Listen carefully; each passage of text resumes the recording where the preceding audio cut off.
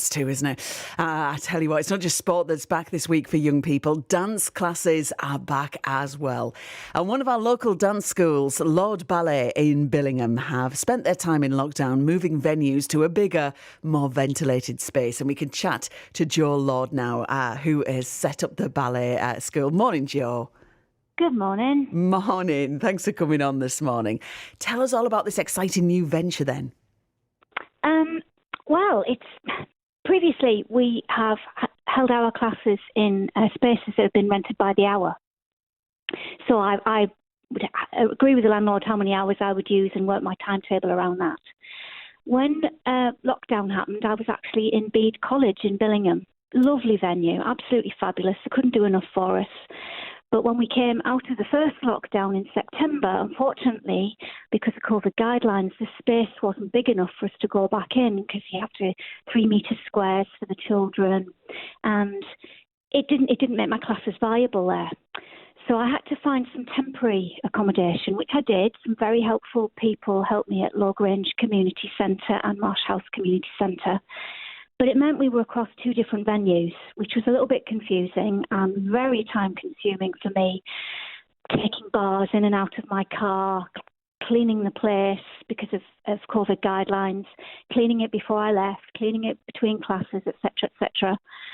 So I just kept my eyes open, and the picture house became available in Billingham, which, funnily enough, was where I started the school several years ago now. But on a renting by the hour basis. Yes, so we've come full circle. But it means that we now have our own space that I can do what I want with timetable-wise. The children will always know where they're coming to. Eventually, when all restrictions end, they'll have changing rooms that they can use. We'll have an area where the parents can wait. The parents of the younger children can wait and have a coffee. And we have 2 beautiful spaces which we've just renovated. That sounds perfect. Now, I know you've done this because, like you say, in the other places, you couldn't go back to them given all the restrictions and the rules that are now in place. Would you have ever moved if it wasn't for the pandemic, or has this just forced your hand a little bit? It's forced it a little bit. I was quite happy at Bede College. It was unfortunately getting to a point where I could see that in maybe 18 months, 2 years, I would have to move on because what they were able to offer me timetable-wise wouldn't have been able to meet my needs. And I'd have been I was very sad to leave there, and I would have been sad to leave there in a couple of years' time if that's what had ended up happening. But it was COVID that forced me to do this. Working out of 2 different venues is very difficult. It's very tiring. Lugging all your equipment around and constantly having to talk to 2 different landlords, fabulous as they are, it's just amazing how it, much that. Yes, it does. It does just adds to it. Yeah. And how have you been throughout lockdown? Because I know we have previously chatted about your Zoom classes, which are just brilliant. Yeah, we continued with those on and off as we went in and out of lockdown. They've been good fun. We tried to keep them interesting by theming them. We would dress up. We had a pyjama day where we did class in our pyjamas.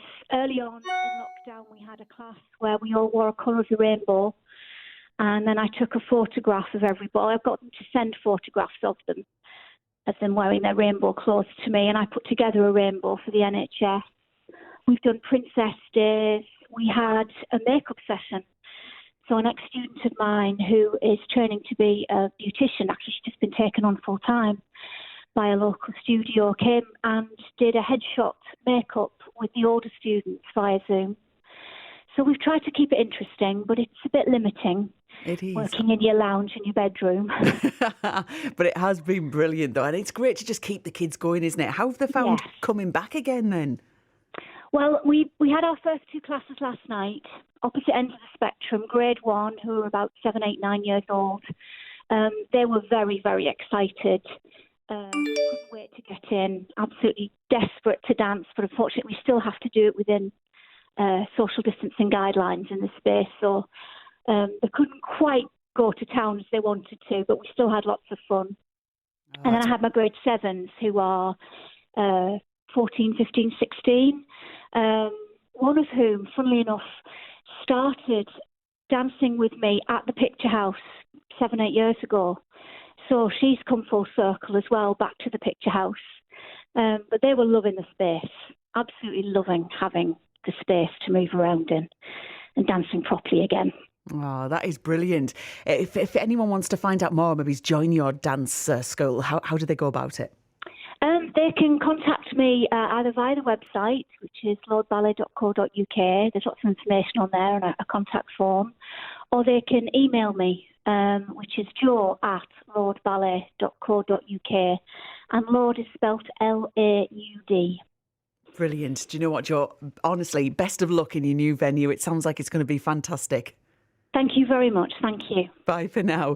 The brilliant Jo there, Jo Laud from Laud Ballet, expanding in that new place which she started out in many years ago, the Picture House in Billingham. If you want to find out a little bit more, Laud Ballet, Laud ballet.co.uk. And we'll take a look at what's happening on the region's roads next. How you doing, darling?